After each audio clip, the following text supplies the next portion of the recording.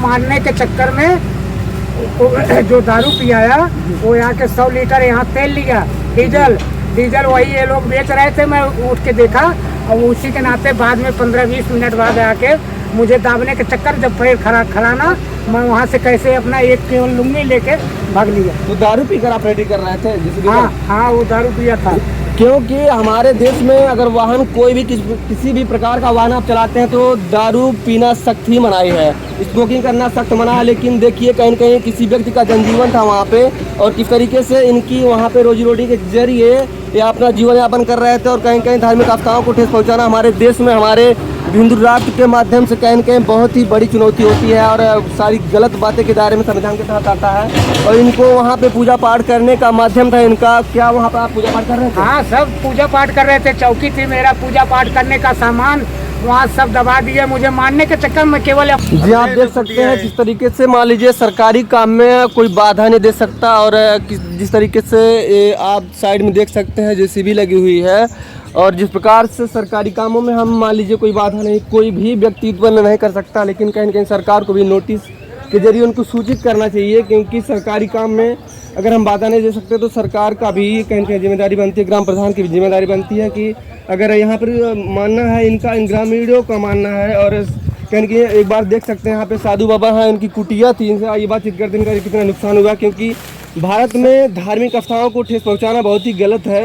और क्या नुकसान हुआ? बिछौना 5 कंबल था जी, 2 चदरा था, और 5 कानारे, 5 सेट कपड़ा। तो यहाँ पूजा पाठ आप करते थे? हाँ, सब इसी में दब गया है, पूजा पाठ वाला सामान सब भी। ये क्या था, मंदिर मतलब टाइप था, फिर कुटिया थी, क्या थी?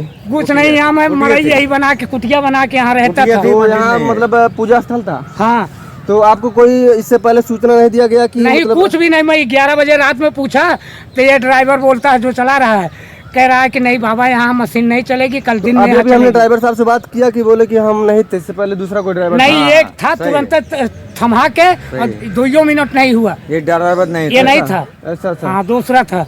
तो कहने के आपको नुकसान हुआ तो इसकी भरपाई की जिम्मेदारी किसको लेना चाहिए, और कौन होता है जिम्मेदार? ग्राम प्रधान, सरकार? तो यहाँ के ग्राम प्रधान साहब है, उनसे रिक्वेस्ट है कि इस तरीके से अगर कोई भी कार्रवाई की जाए, इससे पहले सूचनाएं दी जाए, ताकि किसी का भी नुकसान ना हो। देश का विकास होना बहुत ही जरूरी है, लेकिन देश का विकास उस माध्यम से करना चाहिए ताकि उसके पीछे किसी का भी विनाश ना हो। किसी भाई साहब का इस समय इस स्थान पे इस तरीके से आक्रमण किया गया है, और देख सकते हैं आप एक इंजन था जो सिंचाई विभाग के लिए काम आता है। ये ढोले वाली मशीन फसलें सिंचाई के लिए होती है, और धुलाई की मशीन थी, और इनका कहीं कहीं नुकसान हुआ है। वहाँ नलका था। ये कार्य बहुत ही जरूरी है, बट जो उसको मद्देनजर रखते हुए, ध्यान में रखते हुए कहीं कहीं अगर इनको सूचना दी गई होती तो शायद इस तरीके का नुकसान नहीं होता। क्योंकि सफाई और जो भी यहाँ का कार्य है सरकारी कार्य है, सफाई के अंतर्गत अगर हमारा देश कहीं कहीं विकास करता है तो विकास के बजाय अगर कहीं विनाश होता है तो कहीं कहीं इससे भी हमारा देश प्रभावित होता है। ये ग्राम प्रधान से बात करते हैं। सर, आप यहाँ प्रधान है? जी सर, इससे पहले जब सफाई हो रही थी क्या आपने सूचना नहीं दी इनको? हमको मालूम नहीं हुआ था क्या कहते हैं, और क्या कहते कल शाम को हम आए थे तो जो ठेकेदार बता रहा कि इधर नहीं होगा, मतलब आरी खाली होगा। और रात में 12-1 बजे रात में क्या कहते जबरदस्ती को गिरा दिए, दारू पी की गाड़ी चला रहे। हाँ, दारू। जो ऑपरेटर थे सर, आपसे सूचना मतलब सूचित नहीं किया आपको? नहीं, कुछ नहीं। जी, शराब पी कर गाड़ी चला रहा था। शराब पी कर? हाँ। तो उन पर कोई कार्रवाई हुई? वही कार्रवाई वही नहीं।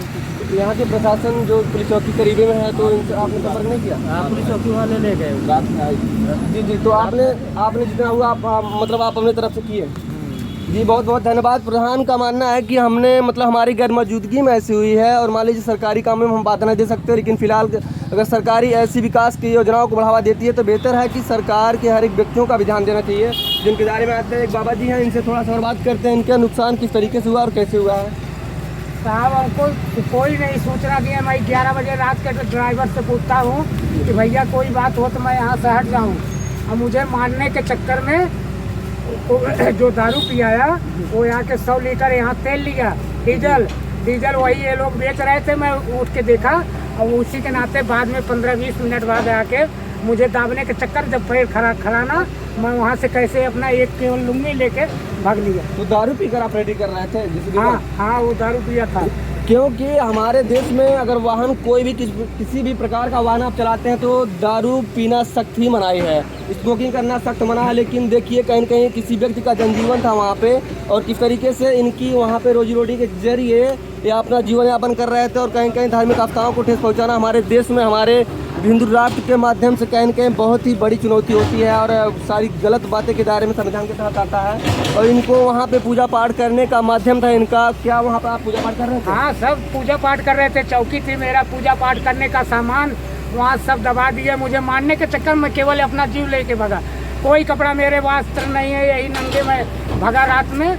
देखिए इनकी सिचुएशन देख सकते हैं किस तरीके से इनका जो नग्न अवस्था है और शायद कह रहे हैं, इनका मानना है कि वहाँ से हम किसी भी प्रकार से सोए हुए थे और किसी प्रकार से अपनी जान को बचा के भागे हैं और वो सुनने को तैयार नहीं था। इन्होंने आग्रह किया कि आप पहले नोटिस दिए होते या फिर कुछ भी जानकारी दिए होते ताकि हम अपने सामान को वहाँ से हटा लेते, लेकिन उन्होंने कुछ ऐसा कार्रवाई नहीं किया। शायद उनके बाद हमारे यहाँ के ग्राम प्रधान सर है, उनका बहुत ही बहुत धन्यवाद है क्योंकि उन्होंने कहा कि हमारे भी सूचना में ऐसा नहीं था कि ऐसी कार्रवाई होगी। लेकिन वो जो ऑपरेटर साहब थे वो कहीं कहीं दारू पी कर ऑपरेटिंग कर रहे थे। उनको शायद सर पुलिस चौकी में इस समय चौकी में है, पुलिस चौकी में। तो बहुत बहुत धन्यवाद आपका क्योंकि आपने ग्रामीणों को आश्वासन दिया है और जिस तरीके से कार्रवाई हो रही है हमारी रिक्वेस्ट है यहाँ के सरकार से और यहाँ के मुख्यमंत्री या मंत्री जो भी हैं इस दायरे में इस विधानसभा के अंतर्गत आते हैं ताकि आने वाले समय में और अगर इस तरीके की कोई कार्रवाई हो तो किसी को नुकसान ना हो। अगर हमारा ये वीडियो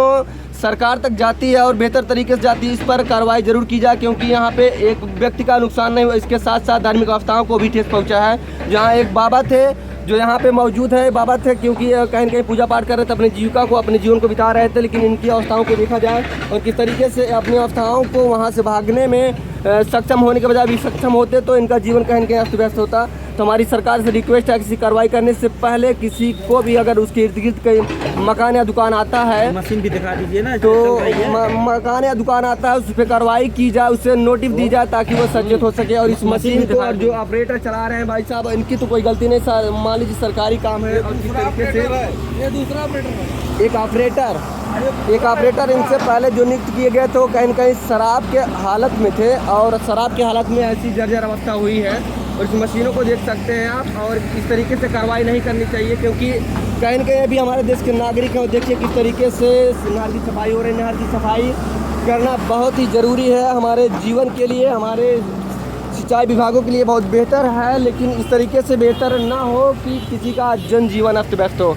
अगर हमारा वीडियो सरकार तक जाते हमारा रिक्वेस्ट है कि इन पर कार्रवाई की जाए और बेहतर तरीके से क्योंकि धार्मिक आस्थाओं को कहीं न कहीं ठेस पहुँचा है। मिलते हैं अगली वीडियो में, तब तक के लिए नमस्कार। अगर हमारा वीडियो बेहतर हो और हर एक जन तक पहुँचे तो हमारे चैनल को लाइक से सब्सक्राइब करिए ताकि आने वाले समय में ऐसी कोई कार्रवाई ऐसी कोई घटना ना हो। तब तक के लिए नमस्कार।